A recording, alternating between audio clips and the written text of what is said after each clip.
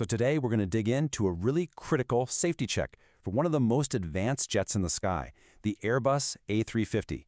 We're going to see how one tiny, kind of overlooked part is absolutely essential for a safe evacuation and why regulators just put out an urgent order to fix it. You know, we all see the emergency slides during the safety briefing, right?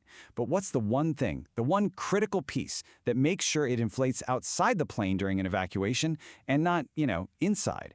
I bet it's something you've never even heard of. Well, it's called the Girt bar. And really, the best way to think of it is like a seatbelt for the emergency slide. It's this metal bar that physically locks the slide pack to the aircraft's door frame.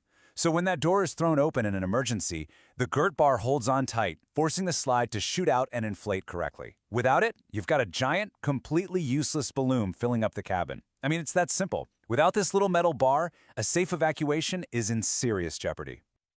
Okay, and this is what brings us to the core of this whole story. No accident, no emergency, no incident prompted this. Nope. Instead, this potential safety gap was found because safety agencies are always looking, always doing routine analysis. It was proactive. So what did they find? They discovered that some of the existing maintenance checks for the A350's Girt bar fittings, well, they weren't quite hitting the mark. The analysis showed that the procedures they were using might not guarantee a perfect adjustment every single time. And that creates a potential and totally unacceptable risk. And this is just a perfect example of the safety system working exactly as it should. First, you have data coming in from planes that are out there flying, and that data hints at a potential issue.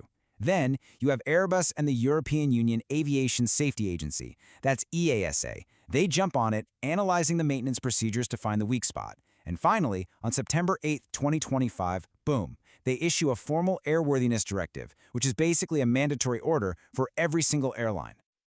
Okay, so who exactly has to deal with this? It's very, very specific. It applies to all Airbus A350s, specifically the 941 and 1041 models. And the scope here is absolute. It covers all manufacturer serial numbers, which means every single one of these planes flying has to be inspected, no exceptions. So what's the real risk here? The worst-case scenario? It's pretty straightforward, and it's serious. A Girt bar fitting that isn't perfectly adjusted could, under the incredible force of an evacuation, just fail.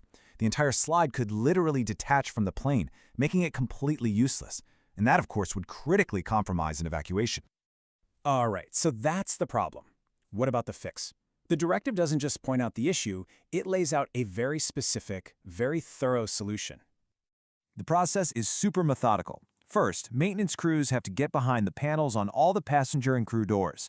Then, they have to do a really detailed inspection of the Girt bar assemblies. If anything is even slightly off, they have to make these tiny, precise adjustments based on brand new instructions. And finally, they have to certify that the aircraft is 100% compliant. And this is where you can really see the change. The old procedures, they were good, but they left a tiny little margin for error. This new directive, it slams that door shut. It gets rid of any guesswork and replaces it with a required, detailed protocol. It's all about ensuring every plane is checked to the exact same, much higher standard. So, let's get past all the technical jargon. What does this really mean for us, the people flying? Why should you even care about something called a Girt bar?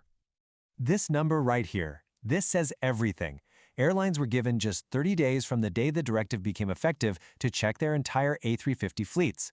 A deadline that tight shows you just how seriously the industry takes even a potential risk and how incredibly fast it moves to get rid of it. It's a huge testament to how efficient the system is. And if you want the official reason, here it is, pulled straight from the directive itself. The entire point of all this work is to prevent unsafe conditions during emergency evacuations. Every single step, every inspection, every little adjustment, it all comes down to that one goal, which is all about passenger safety. So really, at the end of the day, this isn't some scary story about a faulty plane. It's actually the complete opposite. This is a fantastic example of the global aviation safety system doing its job perfectly. It's about finding a potential weakness and fixing it across an entire worldwide fleet before it could ever cause a problem.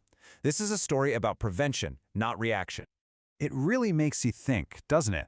I mean, this one directive kind of pulls back the curtain on this huge, hidden world of proactive safety checks. And it leaves me with one final question for you. What other invisible systems, what other meticulous checks are working in the background every single day, keeping us safe in ways we never even see?